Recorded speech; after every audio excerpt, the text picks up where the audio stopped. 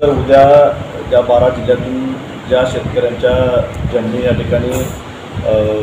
काढून घेण्याचा कुटील डाव सरकारनं घातला आहे, याला विरोध करण्यासाठी या ठिकाणी आझाद मैदानावर या 12 जिल्ह्यातील सर्व शेतकरी येत आहेत। खरं तर शेतकऱ्यांचं म्हणणं इतकंच आहे की आता सध्या अस्तित्व असलेला नागपूर तो रत्नागिरी हा महामार्ग आहे, गोव्याला जाण्यासाठी अनेक मार्ग या ठिकाणी असताना देखील कोल्हापूर जिल्ह्यातून किंवा इतर जात असताना देखील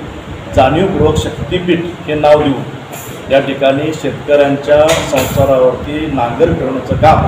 त्यांची रोटी हिसकावून घेण्याचं काम हे सरकार करतं आहे आणि या शेतकऱ्यांच्या भावनेशी खेळण्याचं काम या ठिकाणी सरकार करतं आहे। आमचं तर म्हणणं असं आहे की या रस्त्यासाठी ज्या शक्तीपीठांना जोडण्याचं कारण दाखवून तुम्ही 86,000 कोटी रुपये जो खर्च करू पाहताय, त्याऐवजी या मार्गावरती येणाऱ्या शक्तीपीठांना जी मंदिर आहेत, ती देवस्थान आहेत, धार्मिक स्थळं आहेत, त्यांचा विकास करण्याचा तुमचा स्वच्छ हेतू असेल तर खऱ्या अर्थानं तुम्ही त्या ठिकाणच्या सर्व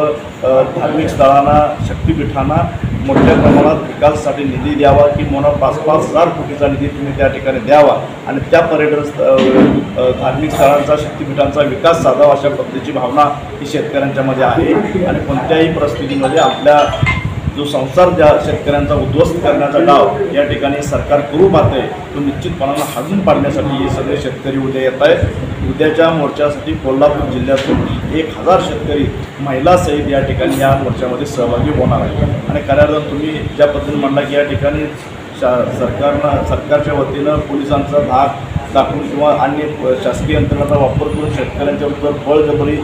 करण्याचा प्रयत्न झाला तर गावागावामध्ये शेतकरी आता वैतागले, ते कायदा हातात घेतल्याशिवाय राहणार काहीतरी हितसंबंध जोपासण्यासाठी या ठिकाणी देवेंद्र फडणवीस अशा पद्धतीचा घाट घातला आहे आणि त्यांनी हा त्वरित महामार्ग रद्द केला नाही तर निश्चितपणे आम्ही आमच्या जमिनी भूसंपादन करण्यासाठी विरोध करतो।